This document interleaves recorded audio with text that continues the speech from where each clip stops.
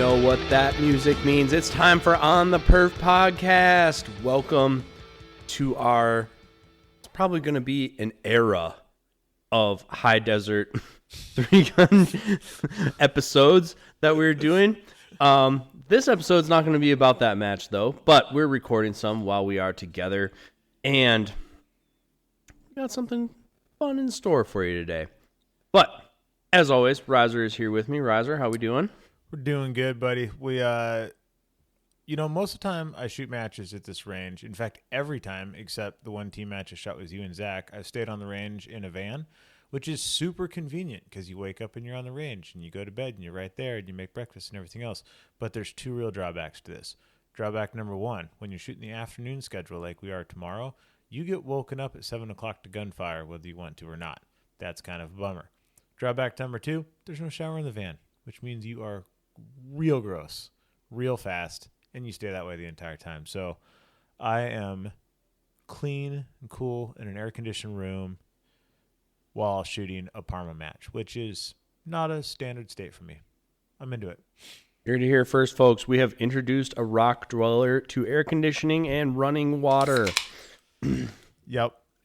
It's doesn't suck, dude. Doesn't suck, and the water pressure in this place is amazing. Oof. Which, yeah, PSI, brother. Yeah, all the PSI. All right. Well, as always, we are brought to you by Atlas Gunworks. Here's the deal, folks. Quick little PSA from you guys. First of all, if you need to get anything Atlas Gunworks, head on over to perfectzero.co. That is the home for all things Atlas these days. On the perf in one word, and the code box gets you 10% off of a single cart. Notice that I said cart, not order. You get one crack at this. So fill that sucker up. But I want you guys to learn from my mistakes. I didn't make this mistake with an Atlas, but this applies to everything, and I think it's important information. Do not, I repeat, do not, under any circumstances, shoot coated lead bullets through a comped or ported barrel. Do not. Did you hear me? Oh, but they're cheaper. Oh, but I have a bunch left over. No. Just don't. That is all. Say it with me, Zach. He had a bad experience. Yeah, indeed. Indeed I did. I wrecked a whole barrel. We are also brought to you by Briley Manufacturing, and I'm told my buddy Max will have some Briley for us today. What do you got, buddy? Well, Briley makes so many cool things now, and they've branched off into so many different directions that sometimes it's easy to forget. You got to dance with the one that brung you. And Briley is the authority in shotgun choke tubes. So if you want the best of the best, I'm using all my tubes at this match. Yeah. And it's, as a shotgun enthusiast in the action shooting sports, it's quite refreshing to be faced with some challenges where, little choke selection roulette is on the table. Because so many matches now, it's like, I just leave my light mod in. Or on the IPSC side, I just leave the full in. Here, like, you have some legit choices. You could change it up. I had a real conundrum on the stage that had double spinners at like 13 paces, which is a choke down pretty tight. But you also had to shoot some slugs on that stage, a slug spinner, in fact. Mm-hmm. And so you go a little too tight, and all of a sudden your slugs don't go where you point them. So it was a little bit of like, well, do I take more shots on the spinners or more shots on the slug spinner? I chose more shots on the birdshot spinner. I think I made the right choice. But I really would have liked to have something new to it. I only have 5 choke tubes, and occasionally, not enough. I got a little comfortable in an established relationship, and I left the dirty D in on a stage, and I got Goodfellowed. This is not a good stage for. This is not a good match for that. I went and burned through an array. And I ran to the next position. I looked back, and there was a big Colt speed plate just standing there like, waka, waka, waka. And I'm like, no. And I run back, and I shoot it again, and it doesn't fall over. And I shoot it again, and it doesn't fall over. And I was like, curses. And then I proceeded to hammer about half a tube at it and like forcefully drive it over. Checks out. Do not disrespect a full-size popper at the High Desert Championship. Yeah. Just should not be done. Yes, definitely not. Definitely not. For our Briley update this week, because we are recording so close together with a previous episode and nothing has happened in the shooting world in the last hour or so. A little, except for DJ Petra losing his mind. Well, yeah, we're gonna do a little PSA on Practice Score. Just a few pro tips of things I have learned from the guru himself. Hang on 1 second, because I have the feeling this is about to go way off the rails. So before you start this story, OTP 10 gets you 10% off anything over at Briley. Go for it, Maxwell. Let's hear it. Okay. So when you set things up in Practice Score, your opportunity to change things is on the website. All right? When you do it on the interweb, set it all up there first. Make sure you set up the registration form properly. Don't set the divisions as categories. Key there. But for all you would-be warriors out there, while the match is on the website, it is in creation mode. That's a technical term. Once you pull it down from the website, one train has left the station. And then, once you start entering scores, you really can't change anything. So, it's very important to get all that buttoned up ahead of time, because while it may seem like you can go back and change things later, it actually results in a lot of very entertaining conversations with DJ on the phone. So we suspect one of those is going to be happening pretty soon. And, we had a minute, so we just kind of called and, we put a quarter in him early. We put a quarter in him early. Give him a little heads up. Just the tip, just for a second, just to see how it feels. And, that'll probably be a good story for later. But on Practice Score, the time to change it is on the website. Once you pull it down from the website, you're kind of like adulthood. Like you start off in childhood and you have all the options. As you start making choices, your options become more limited. As you start down the process of scoring a match on Practice Score, same thing. You're kind of on a path. And once you start on a path, you can't go back without DJ's help. Yep. So, be careful. Be careful out there.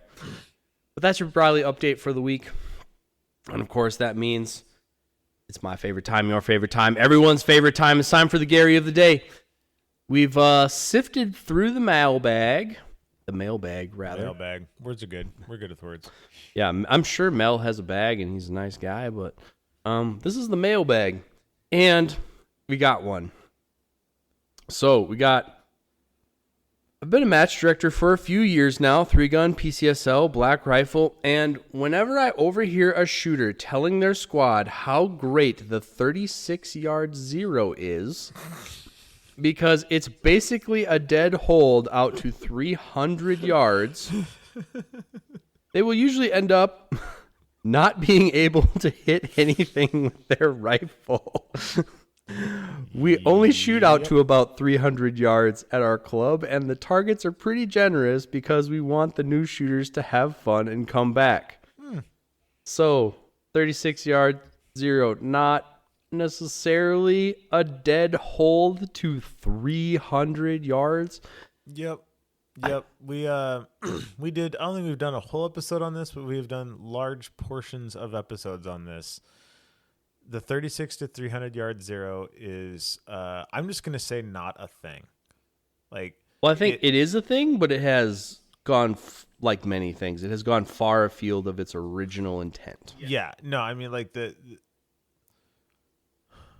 what I heard it's like any zero. Like, it can work if you understand what it is and how to use it. However, 36 yards is not far enough for your bullets to spread out far enough for you to make meaningful adjustments that are going to translate to farther distances.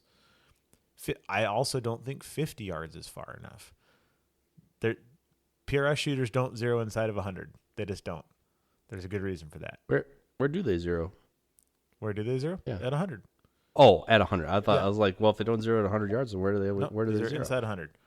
From what I understand, I heard from a source that I would trust, that the origin of the 36-yard zero is naval special warfare. So if you think about what SEALs do as their primary mission, they board ships. So what they wanted was a zero that they could effectively hit a CD-sized target. For you kids out there, CDs are a plastic disc that we used to record our music on, and then we had to put it in a machine to play it for us. It didn't just stream on our government Apple wiretap. But they wanted to hit this 4-inch disc-sized thing with, point blank at distances of a maritime vessel. And 36 yards is what they came up with.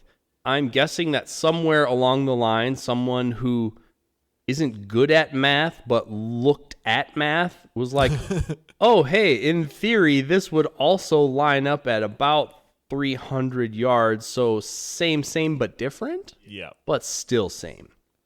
And so they thought that they could basically hold dead out to 300 yards the same way that everyone from the era of the military where they qualified on iron sights, especially Marines, say, I can hit with iron sights out to 600 yards. Yes, I'm sure you can hit a green Ivan with iron sights out to 600 yards on a flat range and a dial.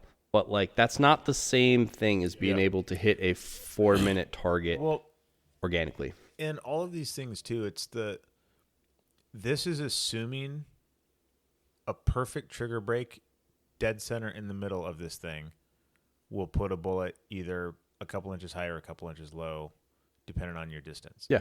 The problem is, if you're making a snapshot where you don't have time to accommodate for holdovers, what are the chances that you're actually breaking that shot perfectly in the middle of whatever you're shooting at? Pretty much zero.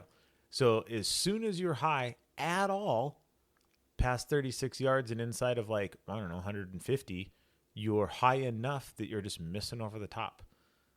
And if you're low at all, past 300, then you're low enough that you're missing underneath the bottom. Well, you're way better off having, any multitude of other zeros. I prefer just a straight up 100-yard zero, and understanding what your bullet does at certain distances and just accommodating for that.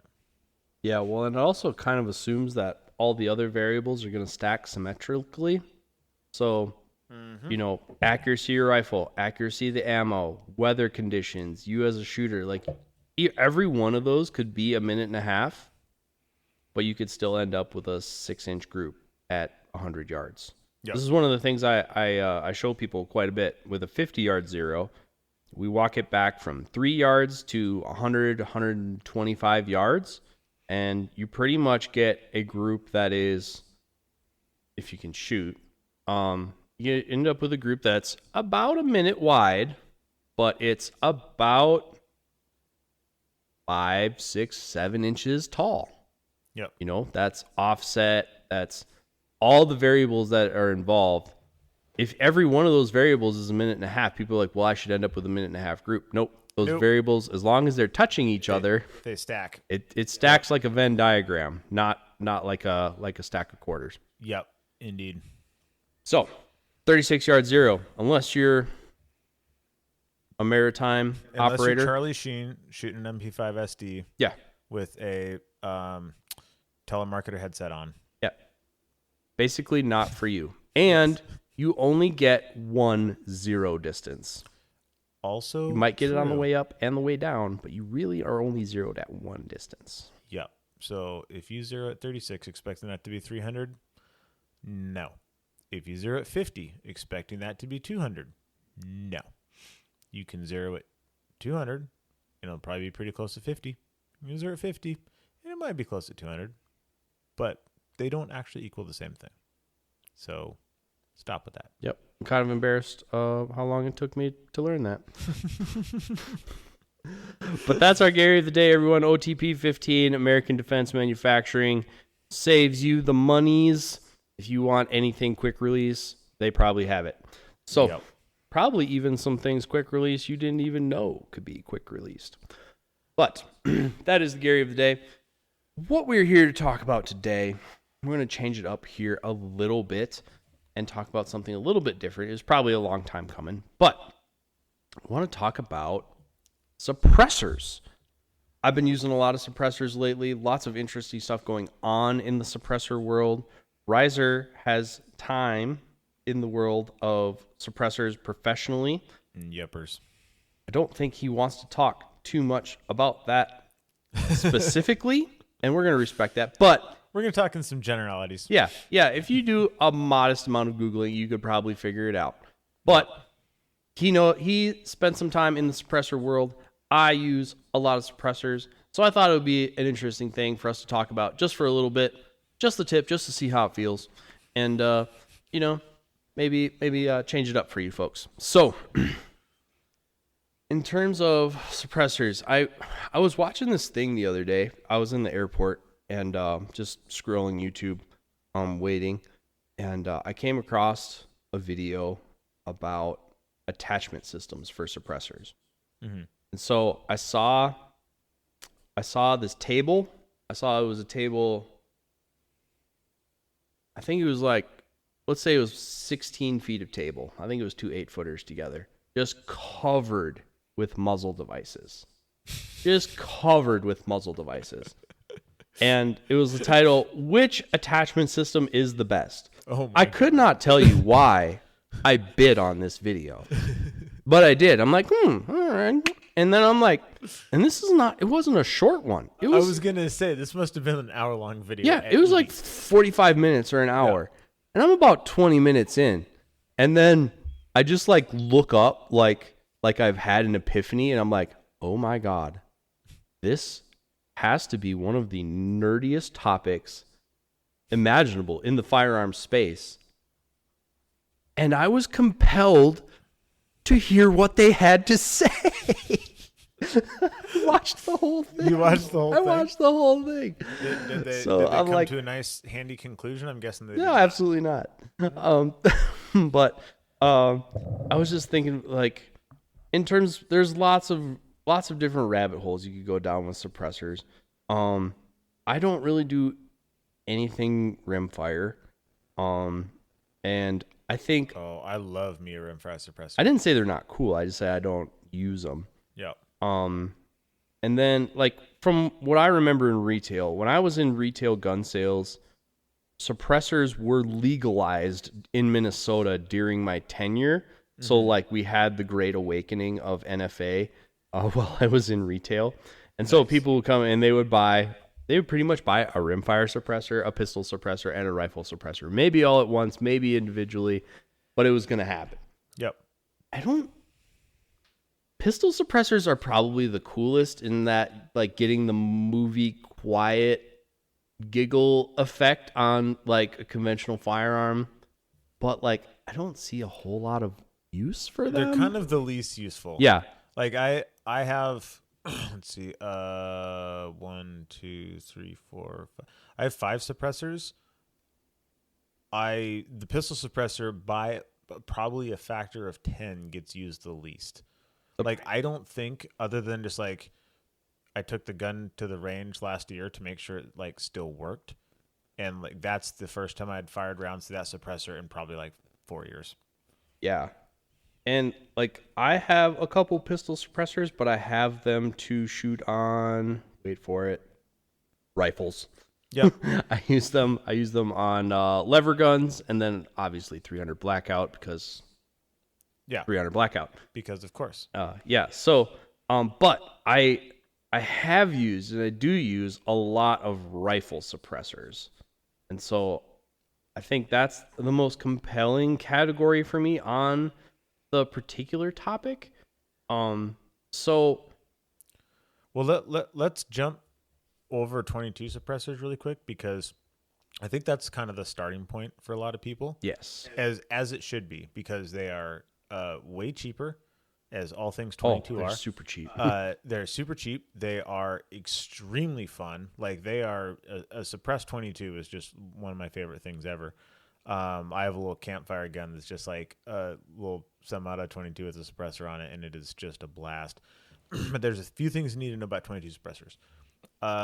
First of all, 223 suppressors are not 22 suppressors. 22 suppressors are designed very specifically to be taken apart and cleaned quite regularly. You can shoot a 22 through a 223. That's fine, but you better not do it a lot because they lead up very fast. So because you're shooting unjacketed lead bullets, which is what 22s are, all of that lead kind of peels off and goes out into the suppressor. And if you do not clean it on the reg, it will turn into a lead brick. And then it does not suppress, and it is just a tube full of lead. So you want to clean them quite regularly. I would say certainly inside of every 500 rounds. After that, they start getting pretty rowdy. You can get really aggressive when you're cleaning them. I have put them in a vise and literally taken a chisel and a hammer and like chopped lead out of one. Like you don't have to be gentle. You can go absolutely to town. And if you do some Google foo, you can come up with a concoction called the dip, which is exactly as gnarly. What? Yeah, there is a concoction called the dip. Just Google the dip suppressor cleaner. Maybe not at work. Oh, suppressor cleaner. Yeah, put that on there. Yes. Refine your Google search a little bit. Yes, refine your Google search. And but anyways, it is extremely toxic. So do not do this indoors. Wear gloves, wear a mask, wear all the things. But you can just make this concoction in like a glass jar, drop your suppressor in there, and it will eat all the lead, and it won't eat your suppressor. And I don't know how this works, but it does. It's super scary, but it does work. So it is science. It is sort of the it is the nuclear option for I waited too long and now I need to get all this lead out. I've used it on comps before. You, of course, then pour it down the drain. Yeah, do not pour this down the drain when you were done. Yeah, you want to dispose of this like very legitimately. So clean those things regularly. And then also it's important to understand what 22 suppressors do to accuracy. So there's basically two kind of like high-level versions of 22 suppressors. There are styles where the baffle is the threaded component. It is one solid part, and there is a tube that goes over it to house that baffle/threaded component. Those are extremely accurate. So if you're shooting like NRL 22, doing squirrel hunting, things like that, where you need to maintain all the accuracy you can, get a suppressor that the baffle structure itself is one piece and it threads onto the barrel. Monolithic core. Yes. You want that. The cheaper version, because they're significantly cheaper to manufacture and the style that most people go with, is a bunch of baffle stacks that clip together like Legos and then slide inside of a monolithic and then slide in of an external tube. Those ones are generally half the cost. They will open up your groups. I have a nice little Voodoo 22 rifle. When I put that style of suppressor on there, it goes from a rifle that will just shoot one little tiny hole at 50 yards to a suppressor that shoots about a 1-inch group at 50 yards. Like the Toyota Corolla of that category would be like the Silence Ghost Sparrow, right? Yeah, like that's where they stack all the little cones together. That's exactly the one that I have. Yep. Yep. And it does, it pretty aggressively affects accuracy in a negative way. So if you're just like plinking away in the desert, shooting some pumpkins, doesn't matter. But if you need to maintain accuracy of your gun, go with a monolithic style suppressor for sure. And then all these suppressors, what they're trying to accomplish is they're trying to keep the lead from welding itself shut. So the monolithic styles will usually have, there is the core, there is an external tube, and then there is something that goes between them that allows you to pull the external tube off and then peel off this part that will get kind of like stuck to the core. And that's when I'm saying you need to clean it regularly. If you go too long between cleanings, you will no longer be able to take those two things apart. And then you're done. The dip. Then you need the dip. And don't let it get to that point. Also, I've done a lot of really interesting testing with suppressors. the things that I learned about 22 suppressors while I was testing was you can shoot snake shot through them. It's totally fine. Really? Shockingly, completely fine. Totally fine. Nice. Yeah, pretty sweet. If you put them on a full auto 223, it will last one round and then get a little crooked, and then it will explode on the second one. So don't do that. But it is fun to watch it blow up if you work for the company and don't have to pay for your stuff. Or register it. Yeah. And I think that's kind of the high water marks for 22 suppressors, but they're fun. 22 suppressors are an absolute blast. If you have a 22 that you plink with, I recommend starting there for all of the reasons. But don't treat it like a lawnmower. Actually clean it. Actually clean it. In the world of rifle suppressors, I think some of the most interesting stuff that I've seen, like in my time paying attention around it, we went from kind of the traditional like baffle stack. Two kinds of things I've seen really happen that have kind of fundamentally changed. We've gone from a series of baffles that were essentially welded together, and now we have a combination of two things. We have essentially what OSS pioneered with flow-through, low back pressure cans, and then 3D printing. So I haven't been paying attention to suppressors well. Is OSS now essentially Huxworth? Is that Yes. who kind of like bought it / changed it? Yep. It's been bought / rebranded / Okay. all the above. Gotcha. And it was kind of interesting. Like the original ones, they were kind of quirky, but they were like a 3-piece ordeal. It was kind of like a jet engine, almost. Yeah, and they were actually in centerfire world. Those original OSS suppressors were the only cans that I ever found to negatively impact accuracy. Oh, really? Like Brian Nelson got one, turned his rifle into like a 5-minute rifle. Oh, really? It was very weird, and I don't understand the mechanics of it. I don't know if it's because it vented gas out the front, and that like I would think the bullet would be long gone by the time any of that gas came out, but maybe it overpressured and sped things up that passed the bullet and created turbulence or something. Like I'm completely speculating, but yeah, for whatever reason, I saw those things on several rifles like very negatively impact accuracy. I haven't heard anything about that with the new ones. So whatever was going on, it seems like Huxworth fixed it. Well, in that era, I did a lot of what we call range certifying at Vortex, when essentially you send us your scope and there's actually nothing wrong with it. One of the things we may or may not do is go and shoot it first before we call you back and explain to you that you can't shoot or there's something else wrong with your gun. That has to be the most frustrating phone calls. Well, it's a lot less frustrating. This is a great de-escalation technique because, you can be like, hey, bro, like, I mounted on a gun. I shot a sub-minute group with it. Like, how many times it took me to shoot that sub-minute group? But I shot a sub-minute group with it. And so, like, I know, like, we've run all our tests, and I've mounted it on a gun. And a lot of times, just the gesture, like, people really expect us to just send them a new one. They don't think that somebody actually looks at it and actually fixes it and stuff like that. A lot of so it's very de-escalating most of the time. But in that era, one of the things we used Tika T3s, and then we had various suppressors for marketing. So that was just one that was I shot one quite a bit. I never really had. I thought they were a lot better when they went to kind of the next gen that was like welded together.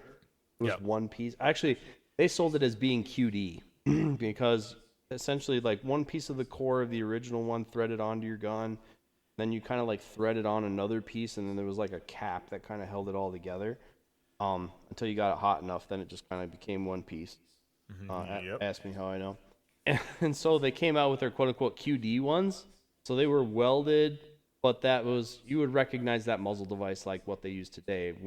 It reverse threaded onto a tapered shoulder. And it was pretty cool because like they kind of did the vents, kind of did the reverse spin thing, so it stays tight. It was very revolutionary at the time.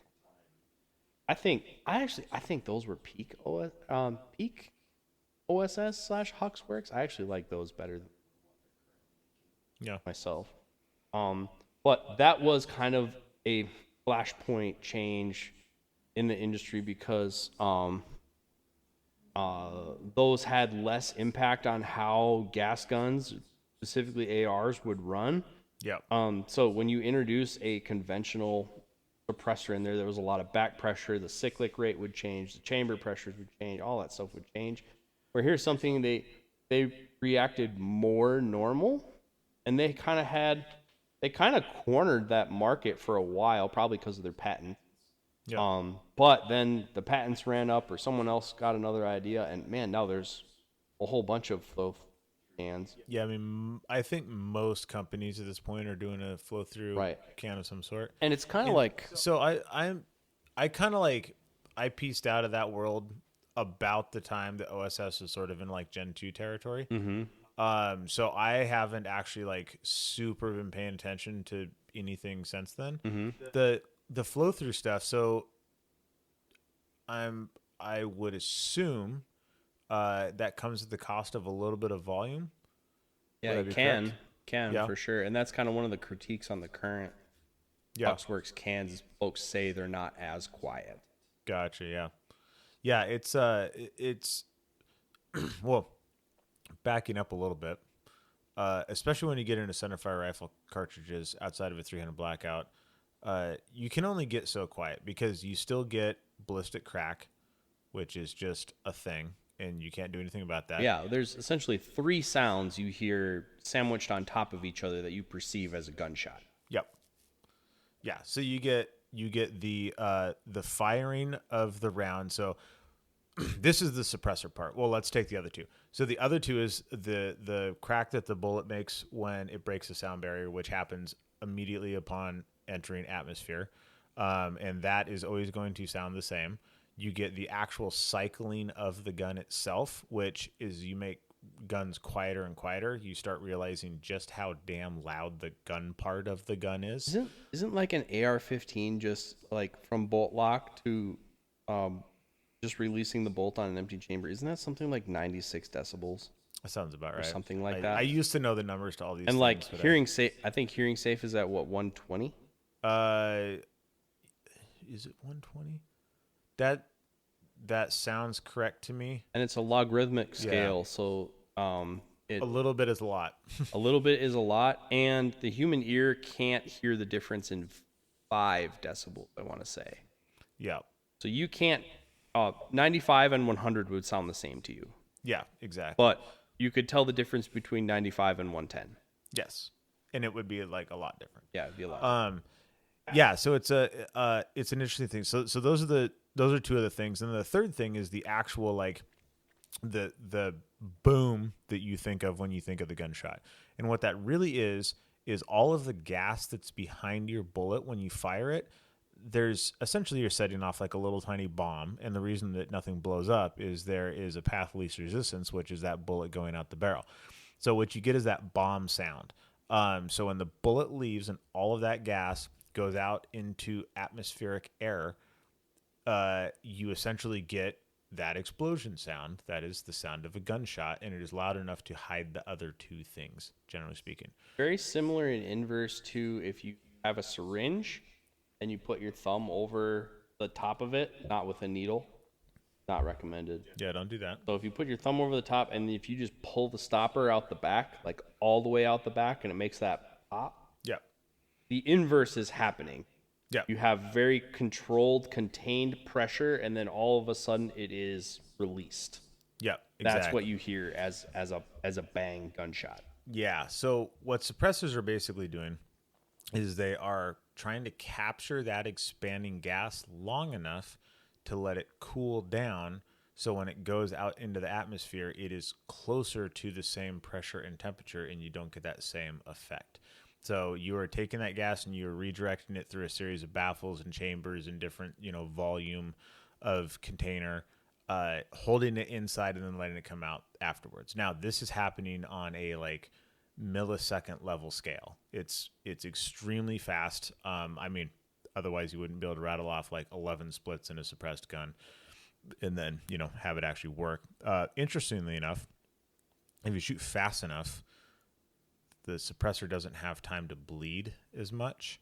So when you strap this onto full auto, or if you just happen to be Jerry Michalak, then you will notice a degradation in performance on follow-up shots if they come close enough together. They have to be real spicy, though. So there's two ways to do this. One is you have a whole bunch of baffles and stuff, and it contains all this gas, and then just sort of like lets it bleed back out of the end of the muzzle or back through the barrel, which is where overpressure and all that other stuff comes from. Or you have a flow-through device, which is it's going to come out of a different part of the suppressor. It's just going to take a longer path to get there, hopefully cooling down and having less pressure during the course of that. And the benefit of that is it doesn't go back into the gun, because when a suppressor fills up with gas, the bullet leaves, the suppressor fills up with gas behind the bullet, and then some of that gas goes back out the barrel, but because it's all being stirred up, it no longer has a direction. So some of that gas goes back down the barrel. Some of that gas goes through the gas system, which is where you start getting overpressure on your bolt, so your bolt speed increases. That's why you run heavier buffers, generally speaking, in suppressors. So if you run like a normal buffer, you'll start throwing some extra weight on that thing. And you, if you're running like standard stuff, you have a standard tuned gas system, it's super possible to have a bolt speed increase enough that it won't pick up the next round. So you'll start getting really interesting malfunctions where you're like, man, I swear I seated that mag and it just doesn't grab that next round. Yeah, because the bolt essentially needs to be open long enough for the spring in your magazine to push the cartridge up. Yep. So if the bolt's not open long enough for the spring to push the column of cartridges up, then essentially the bolt just kind of air racks itself over the top, and it doesn't have a chance to pick up another cartridge. Yep, exactly. So yeah, where to go from here? So flow through designs have become more and more popular as more and more minds have put their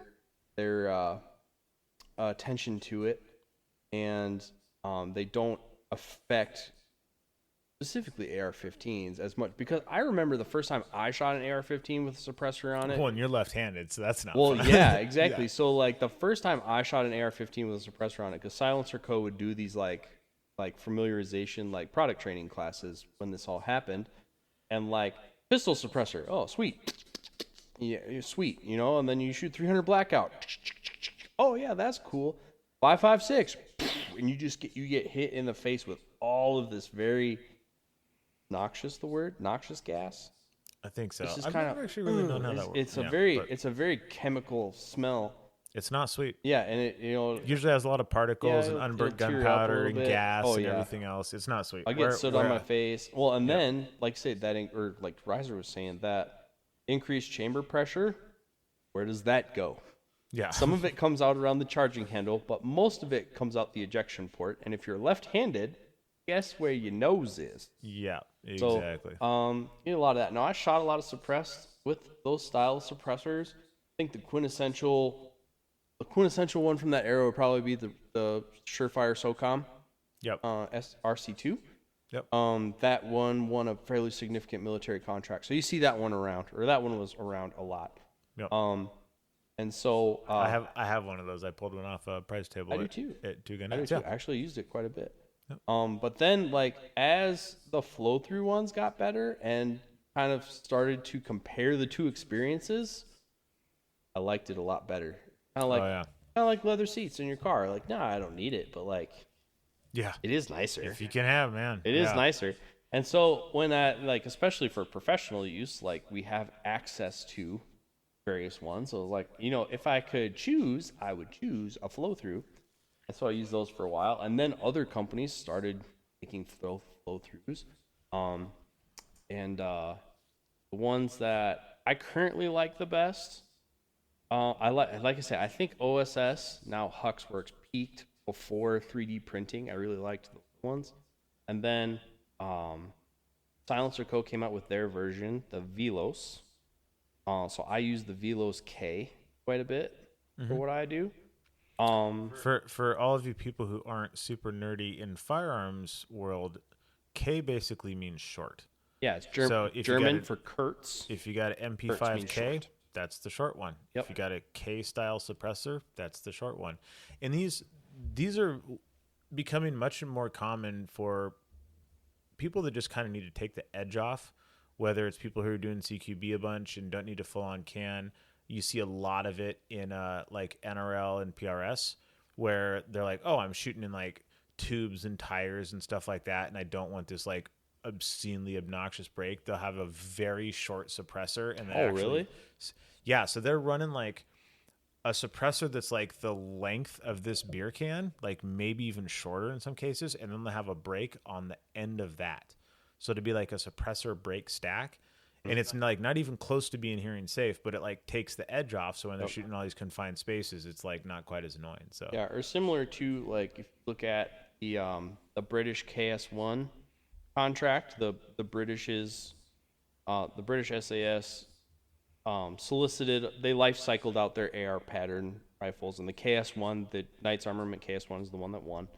The suppressor for that is actually not very quiet by commercial standards. When most people hear that can, they're like, especially for what it costs, because everything Knights yeah, expensive, even relative to cans, and doesn't particularly sound very good. But the specification for that solicitation was they were really concerned with signature reduction. yep, So they're more concerned. They almost more looked at it as a flash hider that would also reduce concussion. So like while the sound is still loud, it's not as concussive because, you know, among other things, they are responsible for these people's health care until they die. So they kind of want to make sure they don't get exposed to some of that stuff, or people who are in those operational environments. It's kind of a piece of safety equipment for them. yeah. An interesting thing about suppressors too is the number isn't the whole story. There's kind of a tone to suppressors, where like some suppressors, the number when you put it up on the mic and you shoot it, and you're like, oh, that's super low, but it sounds like ass, and it has like a very tinny, high pitched kind of sound. And some of them, like technically speaking, are a little bit louder, but they have a very low baritone sort of sound to them. Like there's stuff that doesn't show up when you just look at like a spec sheet, and it's important to understand the difference between those two. If you have the option, buying suppressors used to be like a thing. I mean, the first 3 that I bought all were like 9-month waits, the whole thing. Now, And if you weren't in the industry, it was kind of like getting married. Like you kind of wanted to pick the right one. Yeah, I mean, I knew people that would vacillate for half a year over which can to get, yeah. because it's like, oh yeah. And now, like the last one that I bought, I just ran the paperwork on that that Surefire that I got, and I think I got it in 3 days. Yeah, Something like that. Like, and you know, no more tax stamps. Like it's super chill now. So you can just like go buy one, and it's like not a huge deal. But if you have the opportunity to test a few, super worth it. Oh yeah. And also different suppressors play better or worse on different guns. Like the same suppressor, like, oh, this thing's awesome. You put it on your gun, might sound like shit. You might have a can that sounds great. Put it on your buddy's gun, might sound like shit. Like there's a lot of variability here. Ammo matters. Density, altitude matters. As you go up and down in elevation, that'll change how suppressors sound. Like there's a lot of variability, but so if you're just like looking at the spec sheet and you're like, oh, this one's 132 decibels and this one's 134, I'm going to get the 132. Like, maybe not. Maybe. Probably see if you can give it a shot. See if it actually sounds any better. Yep. And like there's other things too, like not just the number, but also it was like at the time, especially when they were a little bit harder to get, or it was not harder but more involved, More complicated. it was also like the suite of accessories that would come with it. Like one of the incentives to buy from a Silencer Co. or a Rugged or a Surefire was the muzzle devices that came with it. Yep. Interchangeable end caps, and you know, like being able to put it on multiple hosts and things like that was a lot more prevalent at the time. Like when I was selling them, dudes were trying to like, which one can I buy? And put across a whole bunch of stuff. Where now, you still have to register them. You still get a tax stamp, but you don't have to pay the tax anymore, which is like, that doesn't. It's a political thing and it's ongoing. That's not how taxes work. Yeah, it's a political thing. But as of right now, you still have to register them. You just don't have to pay a tax. But now where like you can pretty much buy them like you buy a gun, Yep. People are getting them to be more and more specialized for an application. They aren't necessarily supposed to be like one size fits most, because there's a few companies they made these like one size fits, like they would be like 46 caliber, and it's like, here's a can you can put on everything from your 9mm pistol up to 45-70, whatever. They were getting out of control. Yeah, and it was like it was the one solution. Where now I don't know if those sell very well now. Yeah. Now I would feel it's kind of dead in the water. And now we're like specialized 5.56 cans. Specialized recently, I saw some specialized 6mm cans. Yep. Specifically targeted at 6 arc, and I love some 6 arc, right? Yes, you do. So, as is evident by today. Yes. Yep. Left some 6 arc out there.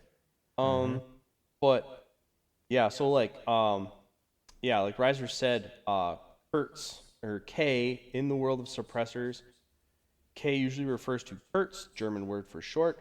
Why do they use the German word? I don't know. I think just pop culture of the people in the suppressor world, they just kind of they dig them in MP5K. That's why. Yeah, they tend to be fans of the World War II era weapons, the Eastern Bloc weapons. Yep. They're stewards of history, and a lot of lineage of weapons technology traces back to Germany, specifically around the World War II and post-World War II timeframe. Yep. So K usually stands for Kurtz, and so a shortened version of a standard rifle suppressor is usually referred to as K version.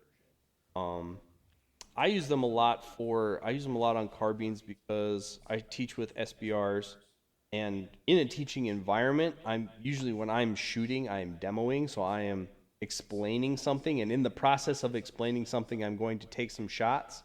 Or like, okay, and now let me show you. So it's a little distracting if it's like thunder loud when it happens. So what I really like about suppressors and why I use them a bunch is we can kind of seamlessly go back and forth, or they can have a layer of hearing protection on. But it's not like okay, everybody, I'm going to talk for a little bit. All right, now we're going to go hot. Everybody put your ears on.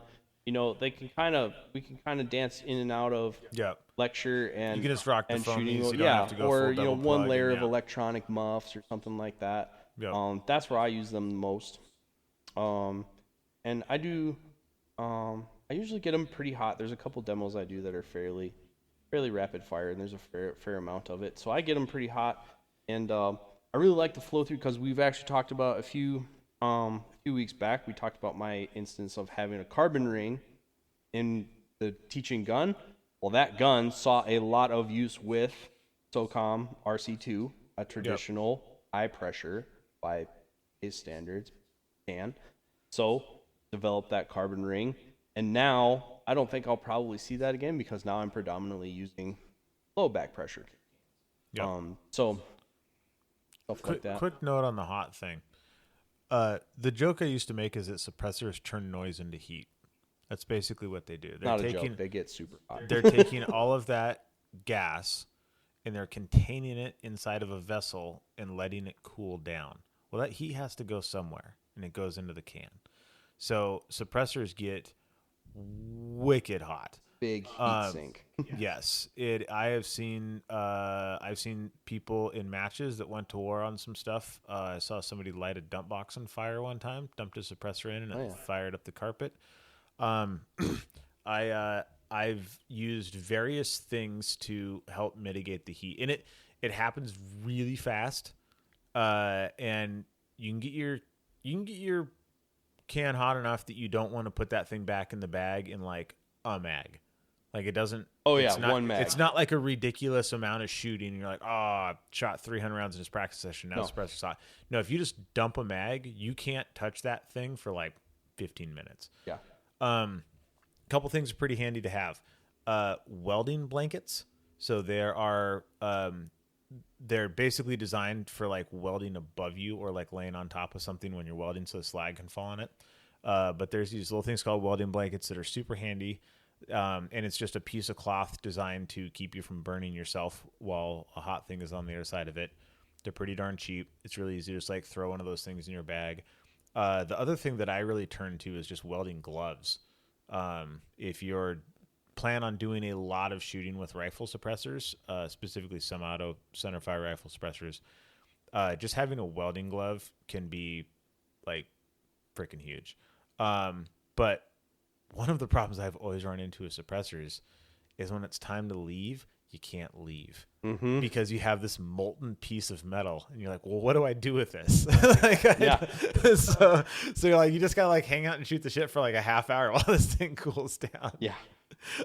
That's a super inconvenient thing that I've run into a lot. But some people will quench them. I don't love that. I don't feel like I know just enough about metallurgy to feel like that's a bad idea. Right? And we're like, I've never had a problem. And it's like kind of like people who shoot VR-80s. Like, yeah, they never have a problem until they do. So I don't quench mine, but some people do. But yeah, it takes them a while to cool off. And you just want to be careful around, like, guaranteed if you're not careful, or guaranteed if you let somebody else use your suppressor, they're going to put it on a plastic picnic table and burn that shit onto your can. Oh, yeah. Does it matter? Maybe, maybe not. But, like, it's just, like, one of those things is, like, you are not aware of how you will burn stuff. You will burn stuff. You will melt stuff. Yep. Well, and the problem is because on the end of the rifle, it's not close to you. You don't feel the heat for a while. Yeah. It's really easy to forget that is a thing. You just lay it down and walk away and you come back and you're like, oh, now half my suppressor's white and my table has a hole in it. Yeah. I think that's unfortunate. Super easy to grab onto, or also, if you're slinging in the back guns, of your car. they burn pants. Slinging guns. There's a lot of that. Have you had issues with people burning legs in classes? I have not. Most of the people who use in my classes are aware. Okay. I'm aware, so I don't like burn myself. But I guess my most dramatic experience with that was I was taking a tactical class. It was more like a small unit tactics class. We had a quote unquote downed operator, so I needed to sling my rifle. So I had the big brain idea to throw that thing over my back and cinch it, and I had a super hot suppressor land on my neck. It burned the shit out of my neck. Dude. That was unpleasant, and I was introduced to the heaven that is a schmog for the rest of that week. But yeah, so you do have to be careful with them. They get super hot, and if you need to take that thing off, it all expands. So hard to take off until it cools off as well. Everything cinches down real hard. Yep. You've mentioned 300 blackout a few times.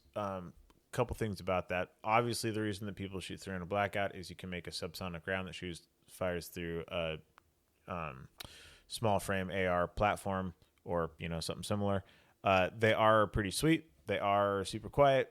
They have there's great things about them. There's limitations about them. One thing that everybody needs to be aware of: you can chamber a 300 blackout in a 5.56 rifle, and when you pull the trigger, you don't have a rifle anymore. You now have a bomb because you are trying to put a 30 caliber bullet down a 22 caliber hole. And I have been 3 feet away of this happening on a full auto 5.56 that had a 300 blackout round in the middle of a mag, and it in the middle of a mag just boom. Yep, 15 rounds deep. He's like halfway through a mag dump, 300 blackout. How do I know it was a 300 blackout round? Because when the thing blew apart, you could literally read out on the back of the brass. Completely grenaded the rifle. I think no part survived. Blew the scope off the top, blew the mag out, split the receiver, and had full Elmer Fudd. Literally that the Elmer Fudd cartoon where the barrel blows up and everything peels out. The receiver looked just like that. Just banana peeled it. Yep. And we ran a squib rod down the barrel. parts of bullet made it about halfway down a 16-inch barrel. Yeah, blew. We never found the extractor. Blew parts I think the bolt was in 5 or 6 pieces. Messed up the bolt carrier. Like it was extremely violent, and I cannot believe nobody got hurt. Yeah, and there's lots of interesting stuff that's happening now. Specialty calibers that can fit into small frame ARs. 300 blackout, 7.6 or 7.62 by 39, 6 arc, 338 arc, 22 arc. There's all kinds of other calibers now, and they're all really cool. Well, a lot of them are really cool. They have interesting stuff. If you're gonna swim in that pool, it's kind of like being a concealed carry permit holder. You need to hold yourself to a higher standard of like segregating that stuff. Yeah. And you can't trust anyone. No. You have to be super vigilant. Like, even though 300 blackout fits into 5.56 mags, really good best practice, have dedicated 300 blackout magazines. Even if they're 5.56 magazines, mark them differently. Yep. Don't mix and match the two. Yep. Or what happened to me, I actually had the inverse of what Reiser had explained to me. Because I was shooting for a different rifle company at the time, and they would do 7.62 by 39 uppers. And so we were doing a thing at work, and like during we were doing a training for some salespeople. And during lunch, I was playing around with mine because we were out at the range. So I was playing around with my 7.62 upper. Oh, they're coming back now. Lunchtime's over. Okay. It, of course, is super hot because I had a can on it, right? So I literally went and put it over there. And when I say over there, I mean 15 yards away from what we're doing. Yep. To cool off, and like the mags and everything separate. One of these guys wandered over there, and this was kind of one of those events where there's kind of a smorgasbord of guns, and you kind of like, oh, if there's something you want to shoot, step on up. Kind of pick it up, yeah. Step on up and do it. Oh, here's an AR. This one looks cool. Of course it looks cool. I had it made fun colors and all that stuff. So, oh, what's this one? It's an AR. What's a 223 in it? And he shot a 223 through my 7.62 39. Yep. Bits of chips. So it worked one time. He fire formed that 223 case oh, no. to 7.62. I still have it on my desk, but he fire formed a 223 case to 7.62. And hot dog down a hallway. It was okay. Yeah. But it was. I'm like not kidding. Like, if you mix and match that stuff together, one will find its way into the other. So you really do need to be very vigilant about that if you're gonna swim in those pools. Yeah, it's spicy. Like, yeah, keep it on us. And have a system for it. And like the specs on 300 blackout are all over the place. It's like it's like the specs on 9mm ammo. Yeah. All right, it is all over the map. And a lot of optics companies will want to. A lot of people want an optic that has a reticle for supers and subs, so you can like zero and shoot both. Which, I mean, good luck. For all practical intents and purposes, they're not the same thing, because a 300 blackout subsonic is basically a 45 ACP. Yep. A 300 blackout supersonic is kind of like a 30-30. Yep.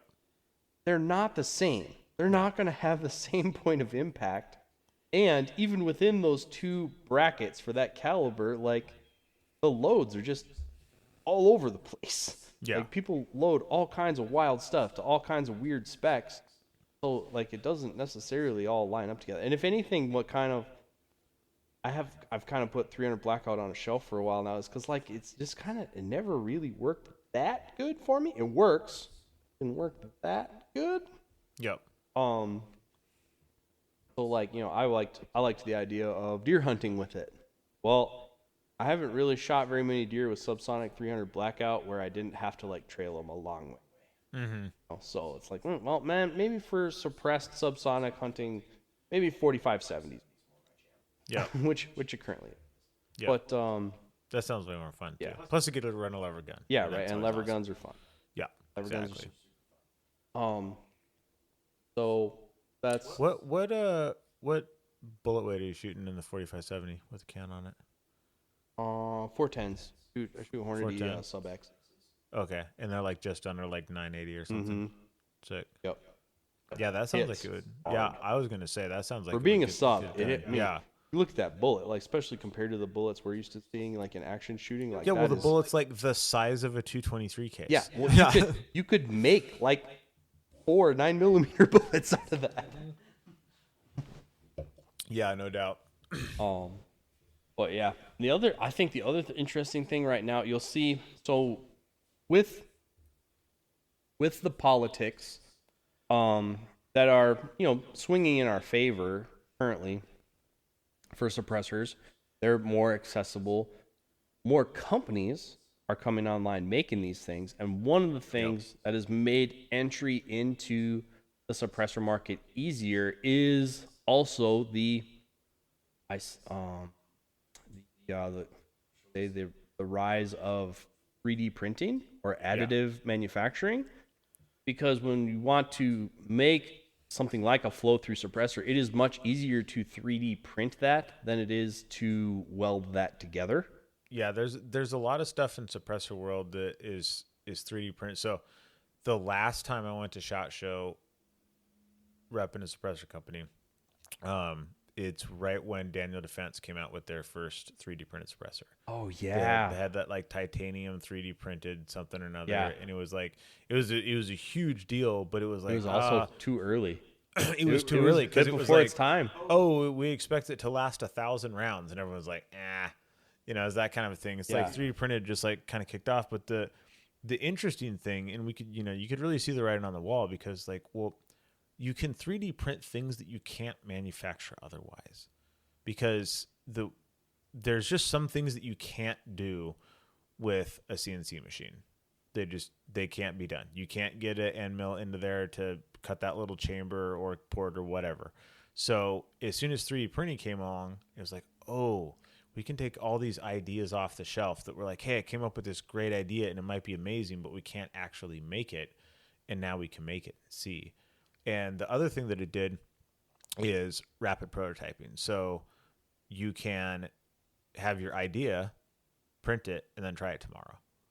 And you can make little changes to that, print that, try that tomorrow, and you can advance very quickly in terms of what works and what doesn't. Because there's a lot of voodoo that goes into suppressors where it's like, I think this is going to work. And I'm sure the modeling has come a long way since I was in that world, but at the time we were working with a bunch of like fluid dynamics modeling people, and they were basically like, there's too much going on, it can't be done. And cause, we're talking to people who design like, airframes, and they're like, oh, changing pressures over wings and things like that, and we asked them to like model some of these things, and they're like, can't be done. Like it's too complicated. There's too many moving parts. There's too many variables. There's too many gases going different ways and crashing into each other. And so what we came up with was, it was faster to just napkin draw this thing, make some changes, see if that made it better or worse. Mm-hmm. And I'm confident that we're no longer at that place, knowing what I know about manufacturing these days. But at the time, it was like, oh, this is a way that you can like, instead of taking one of your machines offline to make a one-off prototype that's going to cost $10,000 because of lost revenue, you can just like print one of these things and just try it, which is pretty cool. So I think a lot of the advancements that have happened, if I were to speculate, which I'm about to, I would say even the cans that aren't 3D printed got there through some 3D printing. Right. That are like, oh, we're going to try to make this thing, and once they figure out the shape of everything internally, now let's see what the best way to manufacture it is, and it may or may not be 3D printing, but it helps you get there way faster. Yeah.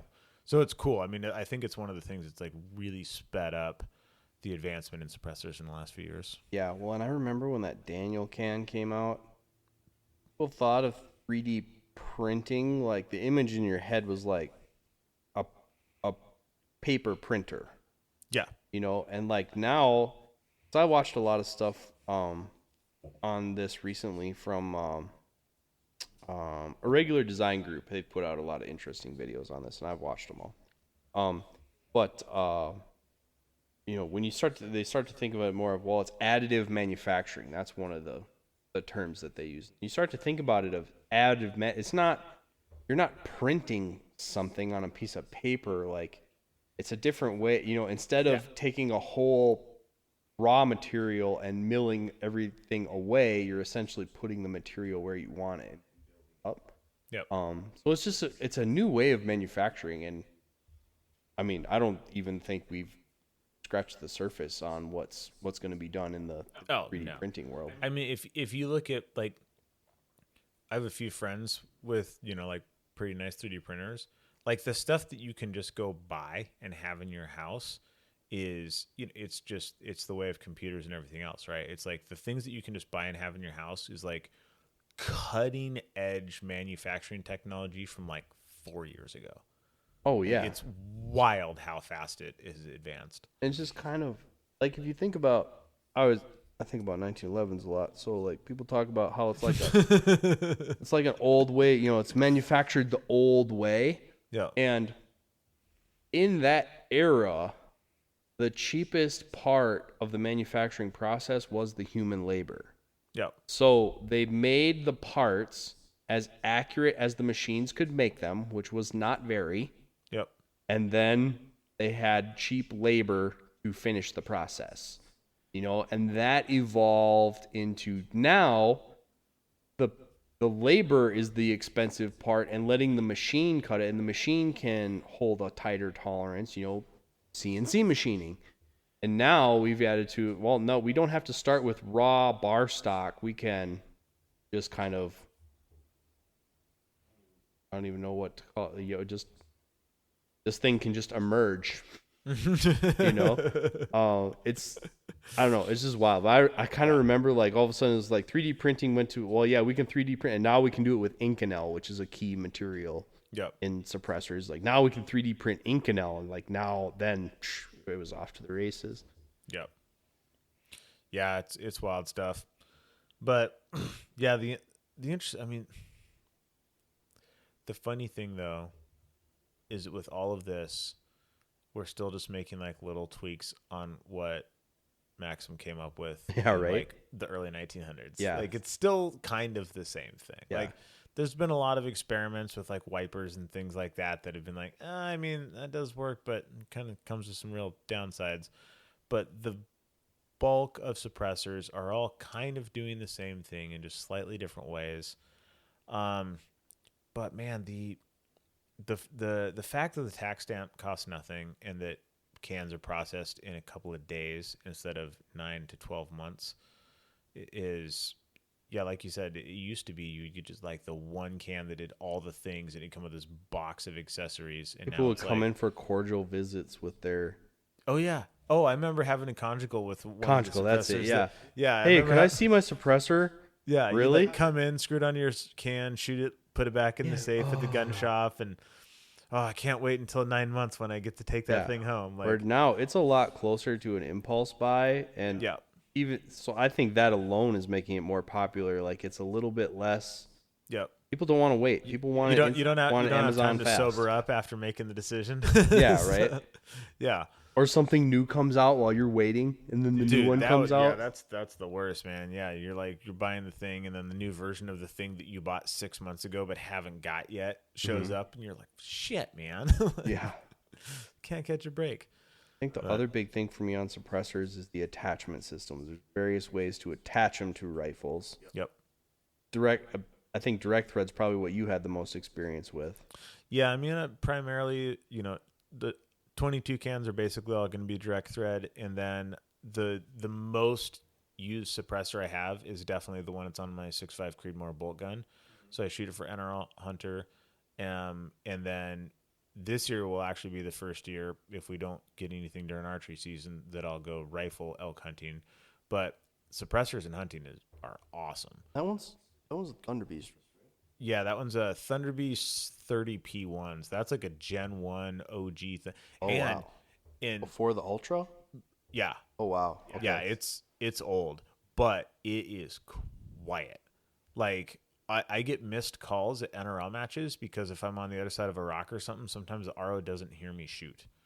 And like that's happened where I'm like, is that a hit? And he's like, oh, I didn't know if you shot. Like, and yeah, like ROs constantly are like, dude, that is a quiet can, but it's like 9 inches long. I mean, it is a humongous suppressor.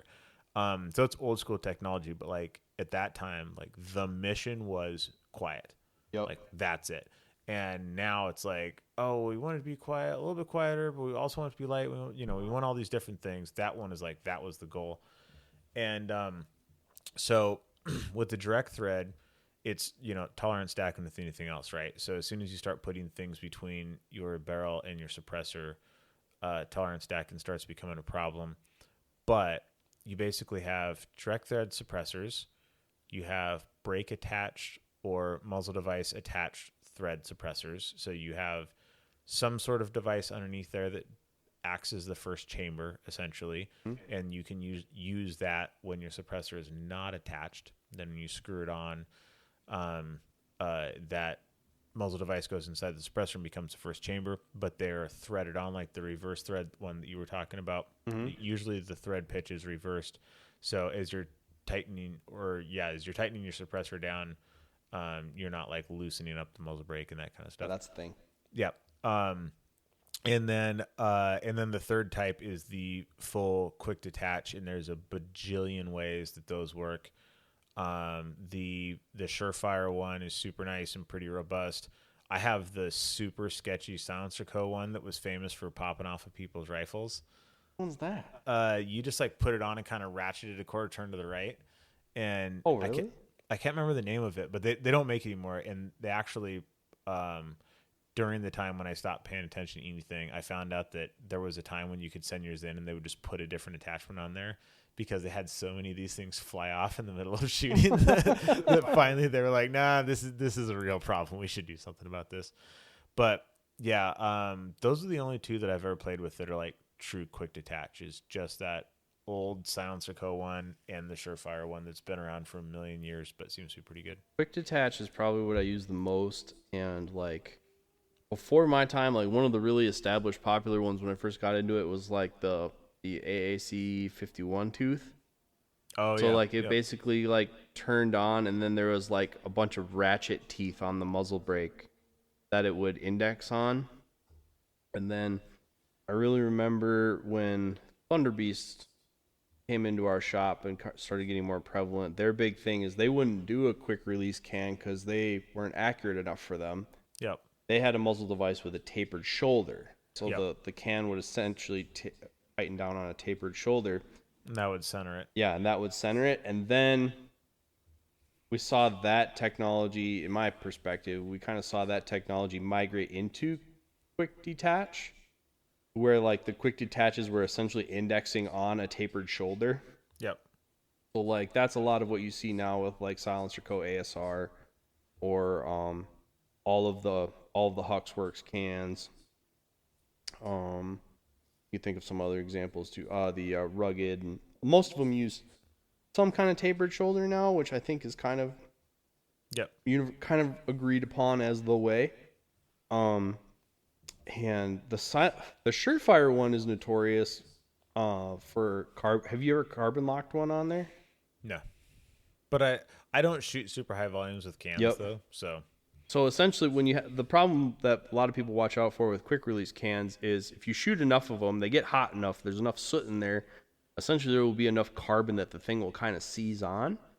And some attachment systems are better than others at being able to come off after that. And Surefire was notorious for theirs.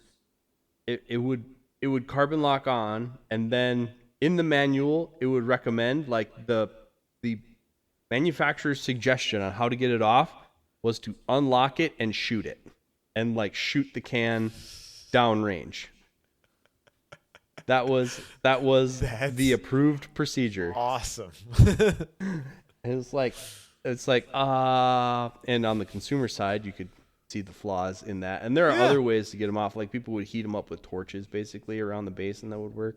Yep. I had a bunch of the we have in our cage, we have a lot of the dead air ones, the dead air chemos.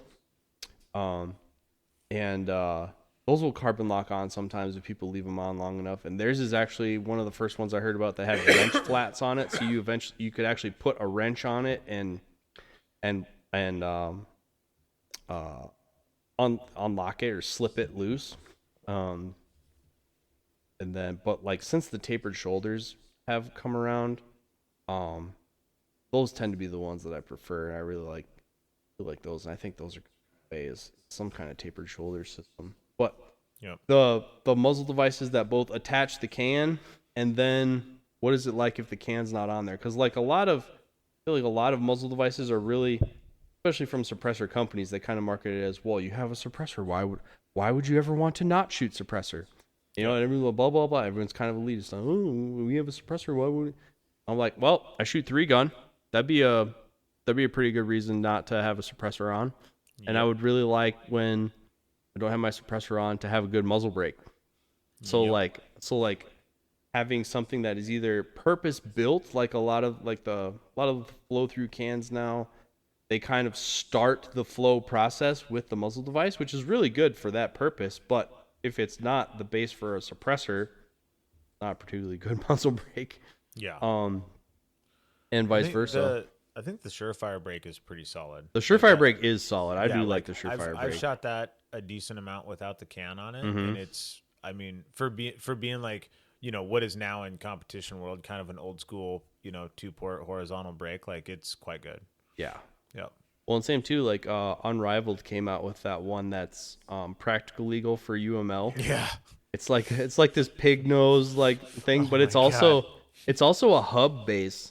Yeah. So you can thread suppressors on. Hub is essentially kind of like the Picatinny of the suppressor world for getting different people's attachment systems to marry with different cans. Yep. So it's kind of a standardized diameter and thread pitch for cross-brand multi-compatibility of different stuff.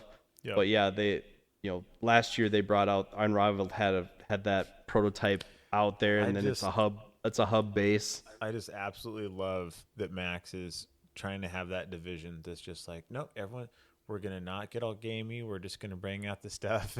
But then Lizzie's like, hold my beer. Yeah, like here, let me specifically make a gamey muzzle device for it. Yeah, exactly. And then, it wasn't Kyle that made it, but like, someone else was like, well, what about this Magwell? You know? And then what about this? And what about this? And it's like, Yep. I love me some practical, but at some point I think it's going to it's just going to be erased efficient like everybody else. Yeah. Subtly different from competition, but yep, I'm here for it. Yep. I mean, it's already barely different. And when you look at the standings, they're right. It's like CO and LO. They're just like stacked in on top of each other. Yeah. Yeah, it's pretty close. But well, that's about all I got. That's a little, just a little jam session on suppressors. Yeah. Is there something we didn't talk about on suppressors that you wish we would talk about suppressors? Should we revisit this topic sometime? If you have more thoughts on suppressors that you want us to talk about, shoot us an email on theperfpodcast@gmail.com. But that's all we have for now on Hush Tubes. So keep your overlays handy. This has been On the Perf Podcast. We will see you all next time. See you guys.